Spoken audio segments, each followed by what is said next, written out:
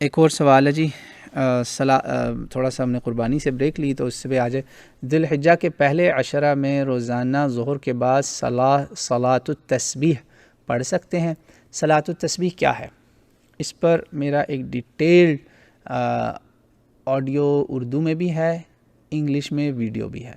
موجود ہے، وہ ہماری چینل کی پلے لسٹ میں ہے، نماز کے مسائل میں آپ کو مل جائے گا انشاءاللہ تعالی۔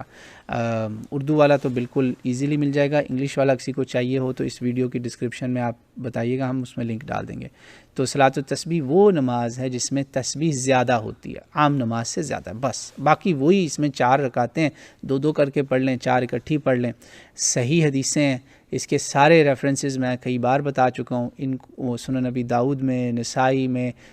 ترمذی میں بھی ہے، غالباً ابن ماجہ میں بھی ہے، کم از کم ان 4 میں سے 2 کتابوں میں تو لازمی ہے، مشکات المصابیح میں تو اس کے سارے طرق وہاں اکٹھے کر دیے ہیں۔ شیخ حافظ زبیر علی زئی رحمہ اللہ، علامہ شیخ محمد ناصر الدین الالبانی محدث العصر رحمہ اللہ، ان سب نے ان کی حدیثوں کو صحیح اور حسن کہا ہے۔ تو آپ اس نماز کو پڑھیں، آپ روزانہ چاہے ظہر کے بعد پڑھیں یا روزانہ آپ سورج نکلنے کے بعد پڑھیں، سب جائز ہے، صرف آپ نے احتیاط کب کرنی ہے؟ جب فجر اور سورج نکلنے کے بیچ کا جو ٹائم ہے نا، فجر سے سورج نکلنے کے سوا نیزے تک، یہ ٹائم فجر پڑھنے کے بعد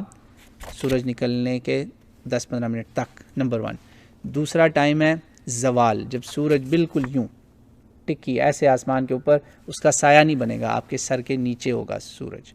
وہ ٹائم 2-3 منٹ 5 منٹ میکسیمم لگا لیں۔ تیسرا ٹائم ہے عصر، جب آپ نے پڑھ لی،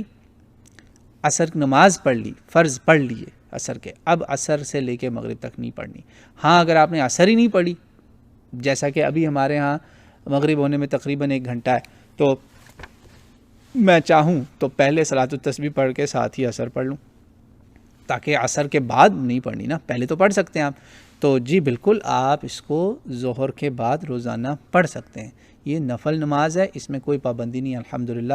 آپ شوق سے پڑھیں، اللہ آپ کو اس کا اجر دے، قبول فرمائے، ہم سب کو تو